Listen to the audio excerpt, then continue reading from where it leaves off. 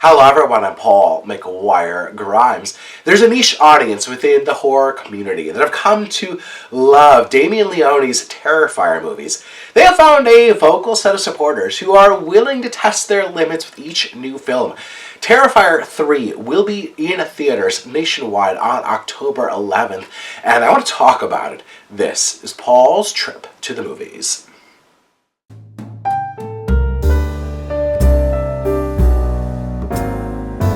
Terrifier 3 takes place at Christmas time, and the sound of footsteps on the roof are heard by a young little girl waiting for Santa. It's not Santa, but rather Art the Clown, who unleashes absolute carnage and chaos on her family with his big axe. David Howard Thornton is back again as Art the Clown, and this film takes place 5 years after the events of Terrifier 2. Art the Clown hasn't been seen since then. And you may remember that Sienna decapitated Art, but his revival is explained here thanks to some supernatural powers at the hands of his sidekick Vicky. LaVera is also back as Sienna, who we learn has been spending time in a treatment and recovery center, but she's now able to spend the holidays with her family. Her brother Jonathan, is played by Elliott Fullam, is now in college and is forced to really relive his trauma thanks to some podcasters who want to capitalize on the 5-year anniversary. Sienna has severe trauma and visions of what happened that night, and the visions become a reality when she sees Art the Clown at a local shopping mall. Damien Leone has written and directed all 3 films, and despite the franchise's success, he has managed to make Terrifier 3 with that same kind of low-budget, independently made feel. I think that studio input or higher budgets for effects, I think really would have detracted from all the incredible practical effects that Leone has brought into this franchise. Art the Clown's kills are incredibly brutal and vicious, but seeing practical effects gives them that scrappy shock value that I think would have been ruined if they'd used CGI.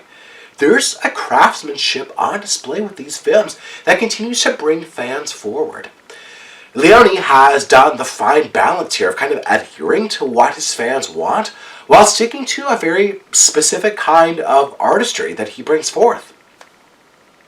Terrifier 3 is without a doubt the biggest and most revolting film in the franchise so far. The opening scene is stomach-churning thanks to the practical effects and the sound design that's added in for extra effort. David Howard Thornton cements himself as an iconic horror villain, much like Robert Englund as Freddy Krueger. Thornton really disappears behind Art the Clown's makeup and teeth to somehow be disturbingly funny and terrifying at the same time. Art never says a word, but Thornton is a really terrific mime and clown actor as he just contorts his face and uses his eyes to full effect. Leone and Thornton found this twist blend of having you scared of Art, but then laugh with him when he's enjoying milk and cookies left out for Santa, or when he's excited to see Santa at a bar. These films are not necessarily made for the plot, but Leone is still expanding on his own mythology here, as he explains Art and Victoria's returns, and incorporates a societal devotion to crime and podcasting.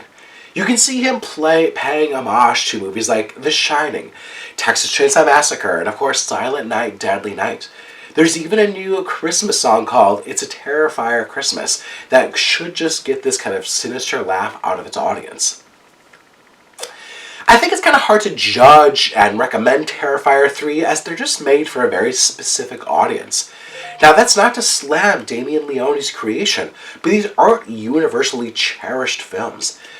But its devoted audience should still be pleased at the 3rd entry, as he's found a way to take, I think, what could have been a one-note film, one-note character, and he continues to just up the ante to truly shock his viewers. I'm giving Terrifier 3 3 out of 5 ticket stubs. If you'd like more review today, click subscribe on my YouTube channel. I have some movie reviews, some celebrity interviews. I did get to interview Robert Englund and Heather Langenkamp for A Nightmare on Elm Street. So check out that interview, and I'd love to hear from you. Leave me a comment here on YouTube or on social media. I know there's a big horror audience here on YouTube. What are your thoughts on Terrifier 3, Art the Clown? Are you a fan of this franchise? Let me know in the comments. And then go to my website, paulstriptothemovies.com, for even more reviews. Thank you so much for watching my review of Terrifier 3. This is Paul's Trip to the Movies.